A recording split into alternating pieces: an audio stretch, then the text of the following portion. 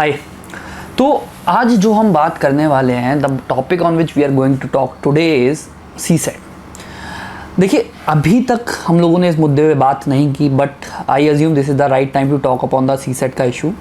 Because अगर आपने अभी भी इस मुद्दे पे बात नहीं की या आपने अभी भी अपनी स्ट्रेटेजी डिफाइन नहीं की, तो कहीं ना कहीं I believe that you will struggle in the next exam also.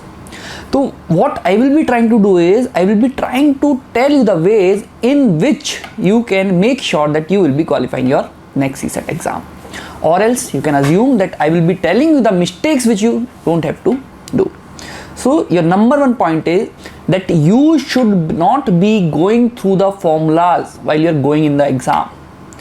This is very important. मैं ऐसा क्यों बोल रहा हूँ? ऐसा मैं इसलिए बोल रहा हूँ कि देखिए, UPSC जो अब एग्ज़ाम पूछ रहा है, हो सकता है वो पिछले वाले पेपर से आसान एग्जाम पूछे out of the protest and out of other reasons, but let me tell you one thing very frankly, वो एसएससी वाला एग्जाम अभी भी नहीं पूछेगा।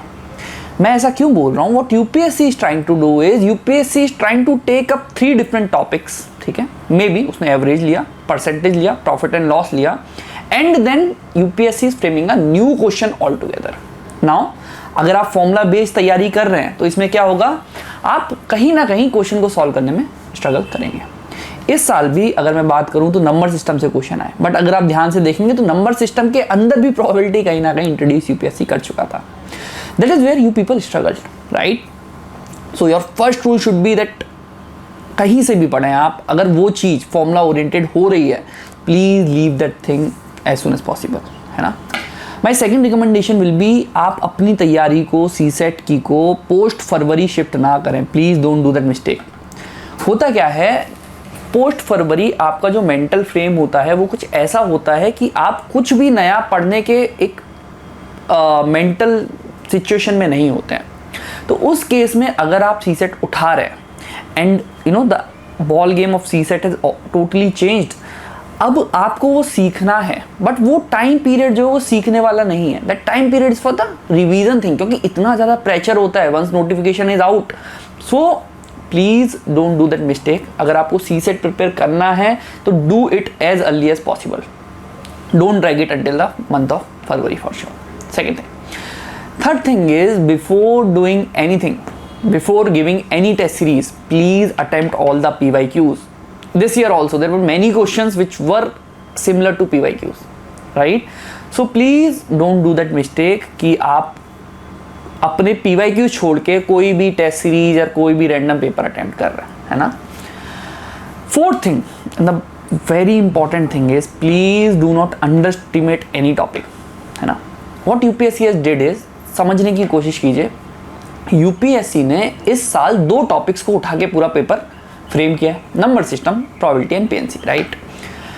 अगर मान लीजिए आप लोग अब क्या गलती कर सकते हैं, आप शायद नंबर सिस्टम और पीएनसी ही पूरा पढ़ के जाएंगे। अब यूपीएससी हो सकता है अगले साल एक भी क्वेश्चन ना पूछे इन टॉपिक से।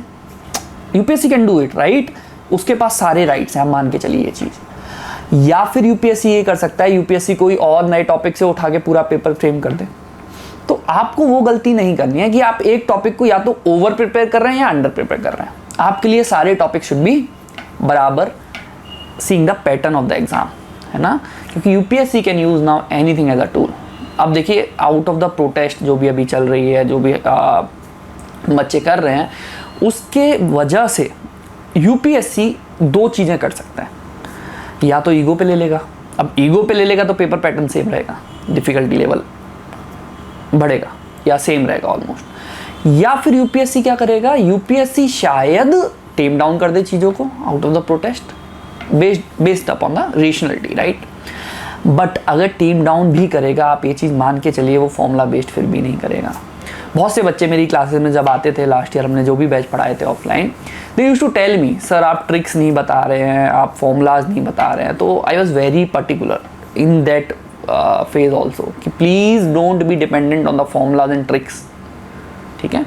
सो वो चीज़ आप नहीं करिए।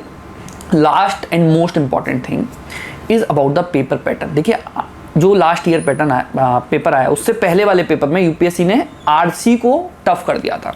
अब जब यूपीएससी ने आरसी को टफ किया, बच्चे किस पे स्विच करेंगे, एलआर पे। मैं थोड़ा कंटेक्स्ट दे देता हूँ। जब हम सी सेट के पेपर की बात करते हैं, इसमें 3 मेजर पोर्शंस होते हैं। एक होता है आपका आरसी, रीडिंग कॉम्प्रहेंशन, इंग्लिश भी बहुत लोग उसे बोलते हैं। सेकंड होता है लॉजिकल रीजनिंग, ठीक है। And third component is your quantitative aptitude, maths भी आप लोग उसे बोलते हैं कभी कभी। अब देखिए, अगर मैं डिफ़िकल्टी वाइज बात करूँ जनरल, तो बच्चों के लिए शायद RC is the easiest, then LR, then come the quant as the most difficult section. अब 2023 से पहले वाले अटेम्प्ट में 2022 में क्या हुआ था, 2022 में ये हुआ था कि बच्चे सारे आरसी पे डिपेंडेंट होके गए थे। क्या कुछ भी होगा, आरसी के क्वेश्चन हम लोग निकाल के थोड़े बहुत और क्वेश्चन बाकी जगह से बना के हम लोग पेपर क्लियर कर लेंगे। हुआ कुछ यूँ कि यूपीएससी ने आरसी टफ कर दिया। अब 2023 आया, बच्चे समझ गए कि शायद आरसी फिर से टफ आ सकता है।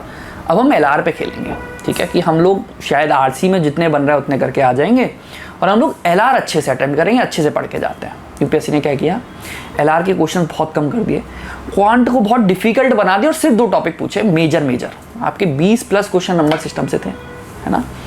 तो यूपीएससी क्या करेगा, वो शायद वो चीज़ करेगा जो आप सोच भी नहीं सकते हो, है ना। उसके लिए हमारे पास सिर्फ एक ही हथियार है। Let me tell you very frankly, you have to prepare all the topics. अगर आप सच में अपने अटेम्प्ट में जीएस की सिर्फ इस पे डिपेंडेंट नहीं हो रहे हैं कि यार मतलब मेरा सी सेट निकल ही जाएगा, है ना, आपको दोनों पेपर बैलेंस करके चलने पड़ेंगे सो दैट आपका जीएस क्लियर हो रहा है तो आपका सी सेट तो क्लियर हो, ठीक है, और फिर पूरा एग्ज़ाम आपका आसानी से क्लियर किया जा सकता है अगर आपका मीन्स प्रिपेयर्ड है तो, ठीक है। Thank you.